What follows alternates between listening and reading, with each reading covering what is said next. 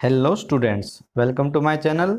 इस वीडियो में हम क्लास 4 और 5 के लिए ग्रीन ओलंपियाड के टॉप 25 क्वेश्चंस को देखेंगे। इससे पहले भी मैंने ओलंपियाड से रिलेटेड 100 क्वेश्चंस का 2 वीडियो बनाया है, 50-50 क्वेश्चंस का। वो भी इस ओलंपियाड के लिए बहुत ही इंपॉर्टेंट हैं। उन्हीं क्वेश्चंस में से आपको आपके ग्रीन ओलंपियाड में क्वेश्चंस देखने को मिल जाएंगे। तो आपको वो वीडियो देखने चाहिए, उसके बाद इस वीडियो पर आना चाहिए। तो चलिए देखते हैं कैसे कैसे क्वेश्चंस ये ग्रीन ओलंपियाड में TERI the energy and resource institute द्वारा पूछे जाते हैं। तो 101 it means we have completed 100 questions. This is 101 question. A company has called a few officials to inspect the electrical usage and find energy leakage in the building. What are these officials called? अगर बिजली की खराबी है building में तो वो कौन से ऑफिशियल्स बुलाए जाएंगे? तो वो क्या होंगे? Energy auditors. क्योंकि वाटर वाले वाटर का, पानी का देखेंगे, वेस्ट वाले वेस्ट मटेरियल्स का, स्क्रैप डीलर वाले स्क्रैप का जो वेस्टेज है उनको देखेंगे। एनर्जी क्या होती है? एनर्जी रिलेट्स विद पावर, तो इसलिए एनर्जी ऑडिटर्स उनको बोला जाता है। Question number 102, skills needed to adapt processes, services and products for renewable energy, climate change readiness, wastewater treatment, climate resilient cities, green construction and solid waste management are termed as। ये सब जो term use हुई हैं उनको क्या बोलते हैं? ये सब ग्रीन स्किल्स में यूज होती हैं। हम एनवायरनमेंट को इको फ्रेंडली बना सकते हैं इन टर्म्स को यूज करके, इनका अच्छे से। सॉलिड वेस्ट मैनेजमेंट हो गया और बाकी सब चीज़ों से, ठीक है। उसके बाद question number 103, which of the following are essential steps to prepare a healthy garden. Healthy garden बनाने के लिए क्या क्या स्टेप्स होंगे? तो इसमें देखेंगे गार्डन प्लानिंग करनी पड़ेगी पहले, फिर सॉइल टेस्टिंग करनी पड़ेगी कि मिट्टी कैसी है, उपजाऊ फर्टाइल है कि बैरन है, कैसी है, फिर प्लानिंग करनी पड़ेगी। तो एक ग्रीन हेल्दी गार्डन बनाने के लिए तीनों ऑप्शन ही सही हैं। उसके बाद question number 4, tomato, potato and green chilli came from which of the following countries. अगर आपने क्लास 5 में ईवीएस पढ़ी है तो उसमें एक चैप्टर है जिसमें से इनके बारे में बताया गया है। तो इसका करेक्ट आंसर हो जाएगा साउथ अमेरिका। साउथ अमेरिका से कभी कोई व्यापारी आया था, वो अपने साथ इनको लेके आया था। उसके बाद question number 5th of this video, a dog can get an understanding about its locality through which of the following features।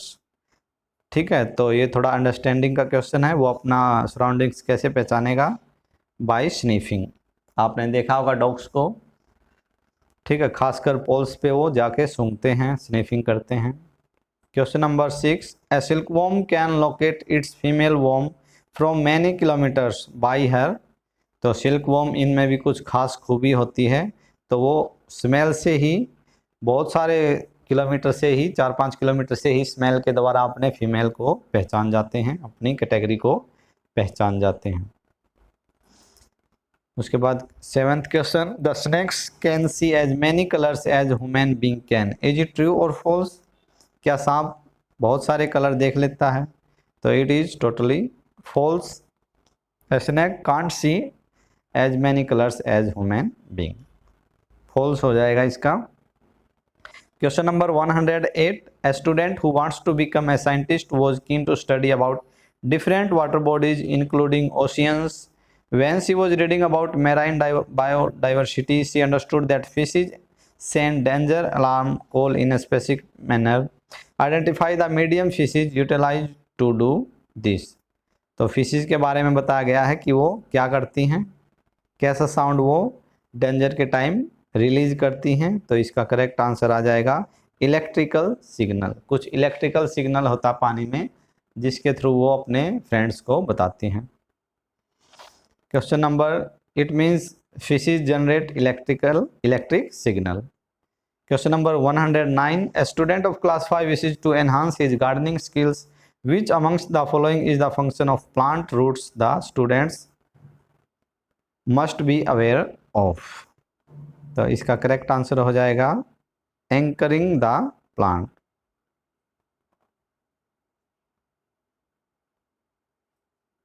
That the student must be aware of. तो इसका करेक्ट आंसर ऑप्शन बी है। उसके बाद 110th question of this video, in the abbreviation वॉश which is important to enhance skill on healthy lifestyle, what does S stand for. तो वॉश का ये पूरा फुल फॉर्म होता है हर लेटर का, तो इसमें एस का पूछा गया है, एस का क्या मीनिंग है, तो एस का मीनिंग हो जाएगा सैनिटेशन। ओके, WASH, तो एस किसके लिए है, सैनिटेशन के लिए। 111 questions, a person who specialize in the study of animals, जो एनिमल की स्टडी करता है उसको बोलते हैं हम जूलॉजिस्ट। जूलॉजी एक सब्जेक्ट भी है जिसमें एनिमल्स के बारे में पढ़ा जाता है, तो उसको स्टडी करने वाले को जूलॉजिस्ट बोलते हैं। Question number 112, a person is observed having a skill where he can make snake dance by playing the pungi been, these people belong to a tribe known as Kalbelias, to which state does this tribe belong to. तो Kalbelia class 5 में भी है ये question, तो इसका correct answer हो जाएगा option D, Rajasthan. Rajasthan में कालबेलिया एक ट्राइब है, मतलब आदिवासी जनजाति है कोई, जो बीन बजा के सांपों को नचाती है, सांपों को पकड़ने का काम करती है, उनका जहर निकालती है, एंटीडोट भी बनाती है और बहुत सारी दवाई बनाती है। तो ये कालबेलिया कहाँ पाए जाते थे, राजस्थान में। आजकल इनकी पॉपुलेशन बहुत ही कम है। Question number 13, a shopkeeper has all the skills to sell musical instruments such as pungi been, tumba and khanjiri in Rajasthan, stating the raw material used is common in these instruments, identify the raw material from the following options। तो इसमें raw material क्या हो जाएगा, gourd, लौकी। Okay, लौकी का musical instrument में use होता है बीन बनाने में। उसके बाद question number 114 means 14th question of this video, NSDA is an autonomous body registered as a society under the Societies Registration Act 1860. Under the Ministry of Skill Development and Entrepreneurship, it anchors the National Skill Qualifications Framework and allied quality assurance mechanisms for synergizing skill initiative in the country. What is the full form of NSDA। तो ये आपसे जरूर पूछा जाएगा olympiad में, इसका आपको full form पता होना चाहिए। करेक्ट फुल फॉर्म होगा इसका national skill development agency, national skill development agency. Okay, उसके बाद question number 15th of this video, green skill development programme was launched by government of India for skilling youth in environment, forestry, wildlife and climate change sectors. This program falls under the MOEFCC. What is the full form of MOEFCC? तो एक full form तो आपसे जरूर पूछी जाएगी, तो MOCC का मतलब हो जाएगा इधर ministry of environment, forest and climate change. Ministry, MO मतलब ministry of environment, forest and climate change, ठीक है। CC मतलब क्लाइमेट चेंज, तो ये इसका करेक्ट आंसर हो जाएगा। एक फुल फॉर्म तो जरूर आपसे पूछी जाएगी। उसके बाद 16th question, which of the following veg promote sensible use of resources. Resource को अच्छे से यूज करने का कौन सा सेंसिबल तरीका है, तो देखिए मेरे ख्याल से सारे ही हैं। Donate things that are not in use such as clothes, books, furniture. तो आपको ये डोनेट कर देना चाहिए अगर आपके घर में ऐसे ही पड़ा है, क्योंकि इसके लिए हमें सभी के लिए लकड़ी, पेड़ काटने की ज़रूरत होती है। और अगर हम डोनेट करेंगे, अगर ये किसी भी घर में फालतू में पड़ा नहीं रहेगा, तो नए बनाने की ज़रूरत नहीं पड़ेगी, जिससे पेड़ों को हम बचा सकते हैं। Buy and eat seasonal fruits and vegetables from local growers, ये बात भी सही है। Repair leaking taps and pipes to avoid wasting water, तो तीनों ही सेंसिबल यूज ऑफ रिसोर्सेज हैं। उसके बाद क्वेश्चन नंबर 117, ये क्वेश्चन सभी समझने के हैं, कैसे हम अपने एनवायरनमेंट को अच्छे से रख सकते हैं, अर्थ को अच्छे से रख सकते हैं। The economy that reduce environmental risk and strikes ecological balance is termed as, तो इसका हो जाएगा ग्रीन इकोनॉमी। ऐसी इकोनॉमी, ऐसा देश जो रिड्यूस करता है हमेशा environmental risk and strikes to balance ecological things, तो दैट इज ग्रीन इकोनॉमी। उसके बाद question number 118, a student wants to set up a herbal garden, तो वही आ गया ये। Which of the following plants can be include in this garden, तो herbal garden में हर्बल मतलब पेड़ मेडिसिन से रिलेटेड है, तो हर्बल में क्या आ जाएगा, एलोवेरा हो गया, तुलसी हो गया, गिलोय हो गया, ये सभी हर्बल गार्डन में लगाए जा सकते हैं, तो इसका करेक्ट आंसर आ जाएगा all options, all of the above. Question number 19th, electricity produce from water by building man made structures over rivers is known as, ठीक है, हम जब इलेक्ट्रिसिटी बनाते हैं तो वो क्या होता है, हाइड्रो इलेक्ट्रिसिटी। डैम के ऊपर नीचे में टरबाइन लगा के पानी ऊपर से गिरेगा, ये चलेंगे, तो इसको हम क्या बोलेंगे, हाइड्रो इलेक्ट्रिसिटी, ठीक है। सोलर प्लेट लगा के हम जो इलेक्ट्रिसिटी जनरेट करेंगे वो होता है सोलर, और टरबाइन ये विंड मिल लगा के जो इलेक्ट्रिसिटी होगी वो होगी विंड पावर। तो हमारे देश में हालांकि इतना विंड मिल नहीं है, बहुत सारे देशों में है यूरोप में, जहां विंड मिल से ये लोग इलेक्ट्रिसिटी जनरेट करते हैं। Question number 120, farmers who practice dash do not use chemical pesticides और fertilizers to boost their yield, तो इसका करेक्ट आंसर आ जाएगा ऑर्गेनिक फार्मिंग। ऑर्गेनिक फार्मिंग का बहुत क्वेश्चंस आया है। ऑर्गेनिक फार्मिंग का मतलब आप समझ जाइए, जिसमें जो फार्मर लोग हैं वो उनको बोला जाता है बिना केमिकल डाले अपनी क्रॉप को अच्छे से उगाइए, फसल को अच्छे से उगाना है, जिसमें ना तो कोई केमिकल पेस्टिसाइड्स डाला जाएगा और ना ही फर्टिलाइजर्स, वो होती है organic farming.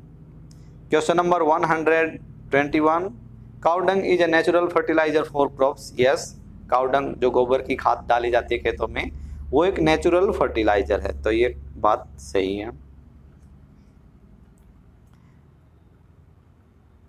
Amongst all the sources of energy mentioned below identify the odd one out, तो इनमें से ऑड वन को फाइंड आउट करना है, ये कोल है, बाकी सब क्या हैं, ये रिन्यूएबल सोर्स ऑफ एनर्जी हैं, solar, wind, water, but this is non renewable, इसको दोबारा बनाया नहीं जा सकता।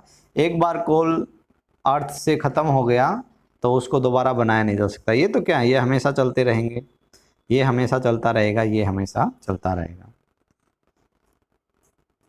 उसके बाद question number 30th of this video, plastic bottles thrown by tourist and lying in the middle of the cake lake cause harm to which of the following, तो किसको हार्म करेंगी, ये सभी को हार्म करेंगी, इकोलॉजी को भी, लैंडस्केप को भी और मैराइन लाइफ को भी। प्लास्टिक बोतल हम ऐसे ही जो टूरिस्ट लोग जाते हैं ऐसे ही फेंक देते हैं, तो इकोलॉजी को भी हार्म करती हैं वो, लैंडस्केप में भी हार्म करेंगी और मैराइन लाइफ में भी हेल्प उनका हार्म करेंगे। Question number 140th, dash development is the development that meets needs of the present without compromising the ability of future generations to meet their own needs, हम इसका next page, तो इसका correct answer हो जाएगा sustainable development का भी बहुत सारा जिक्र हुआ है। Sustainable development means green energy, कैसे हम अपने एनवायरनमेंट को अच्छे से रख सकते हैं।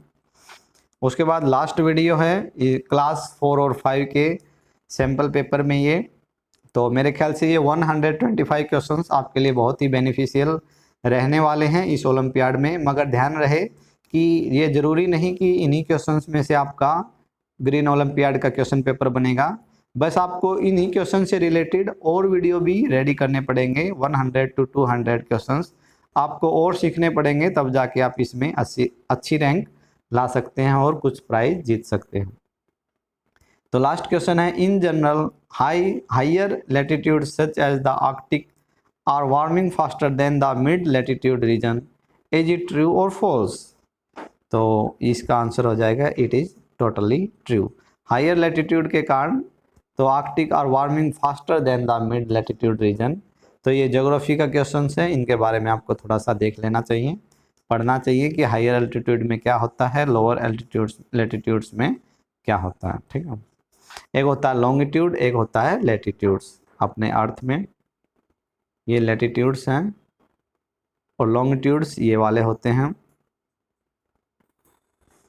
ओके, तो ऐसे ऐसे आपको थोड़ा सा लॉन्गिट्यूड्स और लैटिट्यूड्स के बारे में देख लेना चाहिए, क्या पता एक क्वेश्चन आ जाए और वो आपको अच्छा नंबर दिला जाए।